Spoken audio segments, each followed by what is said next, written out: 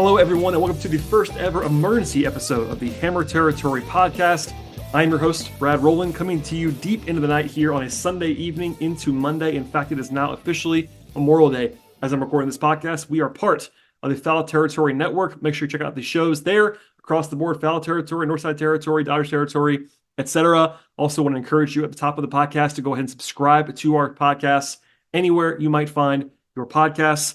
And earlier on Sunday evening, I recorded an episode with Braves insider Grant McCauley on this podcast feed. Grant covers the team all over the place, including 92 on the game, Battery Power, All Time Sports Atlanta, Marriott Daily Journal. He's a fantastic Braves insider and is really well versed on the team. On that podcast, we purposely gave the caveat a few different times on that show because we're recording between 8 and 9 p.m. Eastern time on Sunday. And usually I wouldn't do that, but because of the entirety of Braves country basically being at the edge of their seat waiting for an update on Ronald Acuña Jr., I felt it was necessary for context purposes. But as you likely know if you listen to this podcast now, Acuña suffered an injury to his knee during the game on Sunday, the win up in Pittsburgh over the Pirates. And after the game, Acuña was relatively upbeat, I would say. He talked about how it felt more to him like the minor knee injury or somewhat minor knee injury that he had in 2018 than it did when he tore his ACL back in 2021 and missed the whole season there. Brian Snitker didn't really give a ton of commentary, I would say, beyond waiting for the update from the medical staff. And the messaging across the board was that the update was likely to come on Monday instead of Sunday. Well, instead of that actually happening, the Braves announced about an hour after I published the show with Grant on Sunday evening that Ronnie unfortunately suffered a complete tear of the ACL in his left knee. That means that he will have surgery in the near future, and he is going to be out for the remainder of the 2024 season. So there's a lot to get to, I should say, on this topic. I want to stress that you should still listen to the show with Grant, by the way. It was an awesome conversation. Grant has great insight. He talks about a lot of different stuff beyond Ronald Acuña, plus Grant's thoughts on the outfield without Acuña for at least a little while, and now it's going to be the rest of the season, of course. And the vast majority of that show is still up to date and relevant. So please listen to that show. It's a worthwhile conversation to check out in the next couple of days. Beyond that, though, of course, this is an awful, hideous blow for the Braves. Acuña has not been his best self this year. We all know that as Braves people, Braves observers, I would say. And basically that's the case for almost the entire offense. Outside of Ozuna and Travis d'Arnaud, everybody else has been below their normal level. That includes Acuña. But with the potential exception of Shohei Ohtani, Acuña was the player in baseball that would have been at the top of the list of best players in the entire league when the season began. Of course, last year he won the MVP award in the National League in unanimous fashion. He won Silver Slugger. He won the NL Player of the Month 3 different times last year. He led the league in on base percentage and hits, total bases, runs scored, stolen bases, and OPS. He was number 2 in the league in slugging and batting average. He was the first player, of course, in history, yes, in history, to put up a 40 home run, 70 stolen base season. If you're listening to the show, you probably realize how good he is already. He's 26 years old. He's in the middle of his prime. So obviously, removing him from the lineup every day makes the Braves considerably worse, and that is putting it mildly. I would also say it's baseball, and one player does not change your life in the same way that one player does in the NBA, for instance, or perhaps a quarterback in the NFL. One player in baseball is significant for sure, but it isn't quite the same as it is in some other sports and positions. Also, by the way, as Justin Toscano of the AJC put it earlier on Sunday, Acuña is an absolute, basically, baseball sicko in the best possible way. He lives and breathes the game. He's the guy taking BP in November and December in the winter when other guys are on vacation. He plays and plays and plays and hits and hits and hits. And he sort of announced the news in his own way with a tweet apologizing to Braves fans before the news actually broke. I am sure he feels sick about this. It's absolutely brutal. On the team side, it feels pretty rough for the Braves right now, obviously. It's been kind of a nightmare start in some respects. We'll get to some of the fallout and what happens from here in a second. But the Braves coming into the year had the preseason MVP favorite and the preseason Cy Young favorite in Acuña and Strider, and they are both gone for the season before Memorial Day. That is just in itself crazy. I mean, 2 of the best players. You wouldn't necessarily say that they were absolutely the best players on the team. Acuña is the best player. Strider would have been on the top of the 5-player list or whatever, but you could argue best hitter and best pitcher gone before Memorial Day. That's just awful in itself. And that's before you throw in Sean Murphy just missed 2 months. Sean Murphy's an all-star level player. Austin Riley is currently out right now, just missed 2 weeks. The offense is not doing what it's supposed to do in general, and it's already been a maddening season as a result of that. And of course, that sounds crazy for a team that's currently 30-20 as I record this podcast. And as I talked about with Grant earlier tonight, there's a lot to be positive about still with Chris Sale and Max Fried and Marcelo Ozuna, Ronaldo Lopez, a quality bullpen. But a lot has gone wrong for the team this year. And they entered the season as co-World Series favorites alongside the Dodgers in a lot of places. And it's just now Memorial Day since we're past midnight Eastern time now. But I say all of that to say the season is not over here. I understand a lot of the knee-jerk reactions that I saw on social media. Part of that's just frustration or performative in some respects on some level. I get all that. It's obviously really bad news. But number one, social media is not really real life, and I have to remind myself of that sometimes. But this is also a team that is still good enough to win at a high level. And if you make the playoffs, you can win the World Series. That's the reality of the new world order, basically, in the world of baseball, is that the best teams don't always win.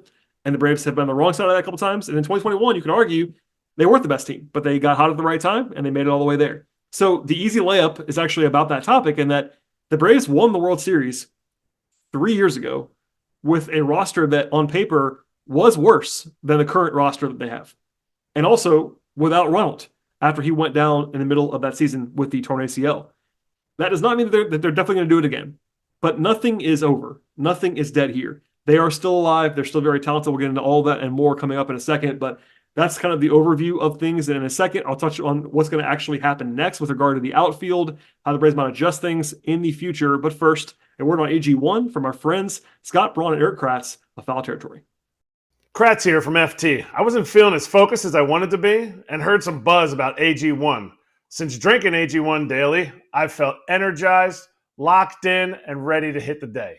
Braun here. That's because AG1 is a foundational nutrition supplement that supports your body's universal needs like gut optimization, stress management, and immune support. Since 2010, AG1 has led the future of foundational nutrition, continuously refining their formula to create a better, smarter way to elevate your baseline health. Kratz, not only did I replace my multivitamin with AG1, but I love that every scoop also includes prebiotics, probiotics, and digestive enzymes for gut support. That's a big deal for me. I recommend AG1 to fam and friends because it's tested for 950 contaminants and NSF certified for sport. Kratz, we're both traveling a lot too, and those travel packs are clutch. I drink AG1 daily to support gut health so that we can dominate the day. So if there's one product to recommend to elevate your health, it's AG1, and that's why we're excited to welcome them as a new partner to the FT network. If you want to take ownership of your health, it starts with AG1. Try AG1 and get a free 1-year supply of vitamin D3, K2, and 5 free AG1 travel packs with your first purchase at drinkag1.com/foul. That's drinkag1.com/foul. Go check it out. All right, so let's talk about the fallout here from what happens now if you are the Braves. I'm recording this before anyone on the Braves has said anything on the record about this other than the simple injury update that was announced on Sunday night. So we'll hear from Brian Snitker on Monday, maybe Anthopoulos. I'm sure Acuña will talk at some point in the near future. Other prominent players will speak as soon as Monday. We'll cover that on the podcast at some point this week. But you might remember, just for some context here, that Acuña tore his right ACL on July 20th, 2021. So about 2 months later in the season than this actually happened now. Then he debuted the next year on April 28th. So in general, it is possible that Ronnie might be back for opening day. No one has said that. No one said otherwise. It isn't a lock, but of course he's under contract for a long time through 2028. So he's not going to go anywhere in the near future. Of course, we'll cover his potential return. That's just some interesting context. And one more thing here, in case people kind of missed this, this is not the same knee that he tore the last time. So he had the torn ACL in his right knee in 2021. This is the left knee. So you can argue whether that's better or worse, but you generally don't want to have the same ACL twice. That's kind of harder to come back from on that one knee. Look, modern medicine is definitely better than it used to be. Guys come back and they're kind of good as new. We saw that last year with Ronnie. It took him a little while to get back to 100% full strength, but he just had one of the best seasons that I've ever seen, essentially, last year, and that was post ACL. So obviously it is recoverable, especially for a guy who's still in his mid-20s at this point in time. Okay, with that said, to the rest of the season. Obviously, Grant and I talked about this a little bit on the show earlier tonight. It's they should listen to right now, but the Braves still have 3 starting caliber outfielders on this roster. Quite clearly it is a massive downgrade to go from having Ronald and then one of Adam Duvall or Jaron Kelnick in the lineup every day to having to play Duvall and Kelnick together every day on either side of Michael Harris in the outfield. But that's not untenable on its face. I've said for a long time, I know my co-host Scott has said this as well as Steven and Sean, but the Braves kind of have this offensive situation when they're at full strength, which they have not been this year, where the vast majority of their starting 9 are like star level players. And, they're not all the same. Ronald is the best of them, but it's nice to have that kind of depth. Most teams have 2, 3, 4 spots in their lineup. They're not that overwhelming. And the Braves have another one now that's not going to be overwhelming in the positive direction. It remains to be seen how Kelnick can handle lefties. We'll see. They brought in Adam Duvall in spring to kind of offset that. But Kelnick essentially this year has been a league average hitter. He has a 98 WRC plus on the season with strong defense, and that is just fine. If you can maintain that in left field or right field or whatever, that's just fine. Adam Duvall is not a huge platoon split guy. That's always kind of got missed about Adam Duvall when they brought him into kind of platoon with Kelnick. But that's more because Kelnick has not hit lefties well in his career versus Duvall not being able to hit righties. He can do that. He is very streaky. He is not always the most consistent guy in the world, but the power is real. He can play defense. Adam Duvall is fine. I've always been higher on him than most people are, but if you let him play every day, he'll have some rough moments, but also be plenty productive, and he is not going to kill you in a corner outfield spot. So I asked Grant about this potentially earlier in the evening, but they could also use Marcell Ozuna in left field at some point.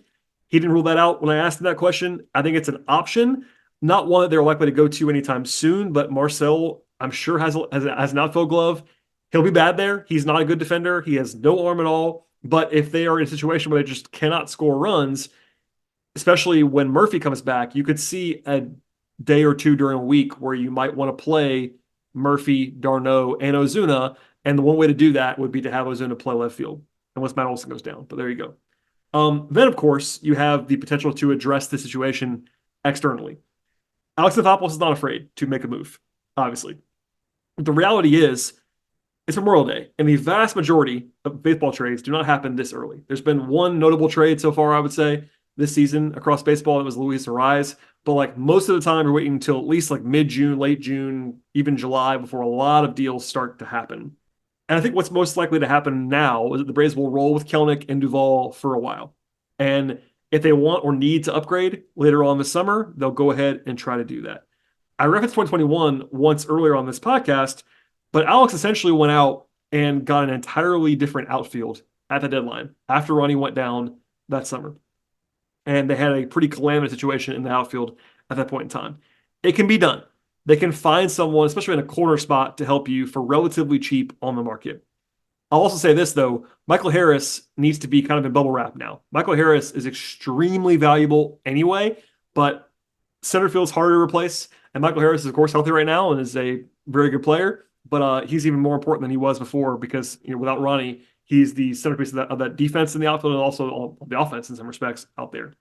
As far as lineup is concerned, getting Riley back is going to be big. Getting Murphy back is going to be really big. We'll see if those guys play as soon as Monday. That'll help to offset some of the loss of Acuña, but they do not have a great leadoff option. That is pretty clear at this point. If I had to guess, they'll probably try Ozzie or they'll try Harris. They're to start. Those guys don't take walks. They don't get on base at a high level. The Braves don't have a ton of on-base guys in this lineup, and their best on-base guys are actually their power guys, Riley and Olson. So we'll see, but they don't have a great guy to put there. We kind of all understand that. But I will also once again say this is a lineup that has plenty of firepower. They're still worse without Ronnie, but you could say this up and down the lineup.